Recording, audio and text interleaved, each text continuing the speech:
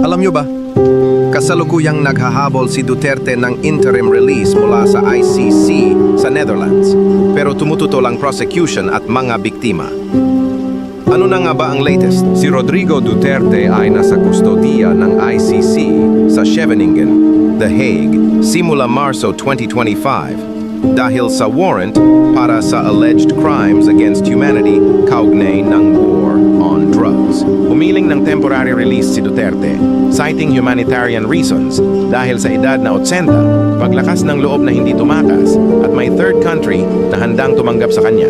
Bagaman pinapanatiling redacted ang pangalan, umakto rin ang mga kinatawan ng biktima na lalong tumutol sa release ni Duterte. Sinabi nilang may banta sa seguridad ng mga testigos at posibleng makaimpluwensya pa rin siya kahit released.